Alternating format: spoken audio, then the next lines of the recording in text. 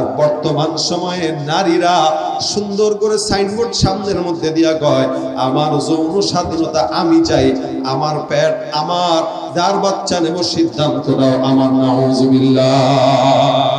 এরা নারীবাদীর স্লোগান দিয়া এদেশের নারীদেরকে পর্দা থেকে বের করে তাসলিমার চেলা বানানোর জন্য পায়তারা করতেছে, ঠিক কিনা? ভাইরা আমার, নারীদেরকে ইসলাম স্বাধীনতা বেশি দিছে না কম দিছে? বেশি না কম?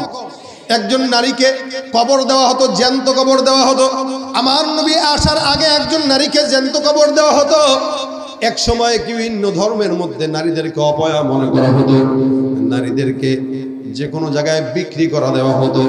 খ্রিস্টানদের ধর্মে তো এক সময় এরকমও ছিল, কোন নারী কোন পুরুষ যদি তার ঋণ কার থেকে নিত, ঋণ যদি পরিশোধ না করতে পারত, তার বিবিটাকে তার কাছে দিয়ে দিত ঋণ পরিশোধ করার জন্য, অর্থাৎ টাকার বিনিময়ে বিবিকে হাদিয়া দিয়ে দিত। নাউজুবিল্লাহ।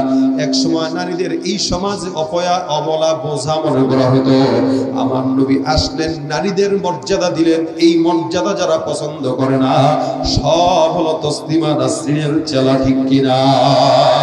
নারী স্বাধীনতার নামে এলো কলঙ্কের জোয়ার, নারী স্বাধীনতার নামে এলো কলঙ্কের জোয়ার, একই নারীর অধিকার কখন জানি শেষ হবে এই অশ্লীলতার। ওয়ার্ড কমিশনার থেকে ইউনিয়ন পরিষদে ক্রমান্বয়ে দেখো রে ভাই একেবারে সংসদে, ঠিক কিনা?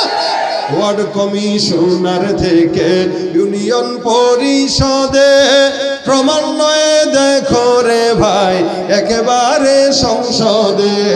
নারী থাকবে সুখের নীড়ে, এত কষ্টের কি দরকার? নারী থাকবে সুখের নীড়ে, এত কষ্টের কি দরকার? একই নারীর অধিকার কখন জানি শেষ হবে এই অশ্লীলতা, ঠিক কিনা? স্বাধীনতা ইসলাম নারীকে কম দিল না বেশি দিল? যারা স্বাধীনতার স্লোগান দেয় ওরা কি আসলে বুদ্ধিমান না বোকা? আর এই কথা কোনো নারী বলতে পারে না যে আমার সিদ্ধান্ত, আমার পেট, আমার যৌন স্বাধীনতা আমাকে দাও। এটা নারী আর কোনো মানুষ কেন, নারী তো দূরের কথা, কোনো মানুষের কথা না, এটা গরু ছাগল কুকুর শুয়োরের কথা হতে পারে। আজ থেকে আমরা 20-30 বছর আগেও দেখতাম, আপনারাও দেখেছেন, খেয়াল করলে বুঝবেন।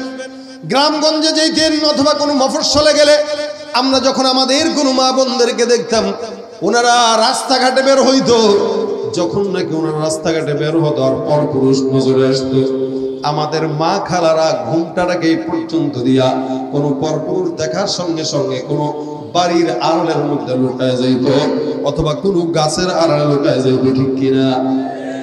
মা বোনরা পর্দা তো করতোই করতো, এমন ভাবে করতো, বোরকা যদিও পড়তো, টেটন কাপড়ের বোরকা পড়তো, অথবা এমন বোরকা পড়তো যে বোরকার ভিতরে 20-30টা তালি দেওয়া আছে। রিক্সার মধ্যে যখন বসতো তখন রিক্সায় বসার পর বুক টাঙায় দিত, আবার সামনে পর্দাও লাগাই দিত, দেখার মতো কোনো সুযোগ ছিল না।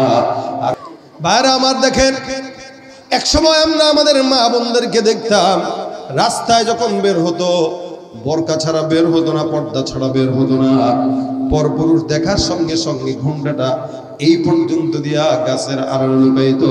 আর বর্তমান সময়ের নারীদেরকে যদি দিকে তাকান, মার্কেটে যাবেন, বাজারে যাবেন, যত জায়গায় যাবেন সব জায়গায় নারী বেশি। যদি কোনো নারীর পরপুরুষের সামনেও পড়ে যায়, অধিকাংশতই আছে এরকম হালত, বুকে ওড়নাটা থাকলেও সেটা সরায় দেয়। আলহামদুলিল্লাহ, ভালো তো কিছু আছে, তবে অধিকাংশর হালতই খারাপ।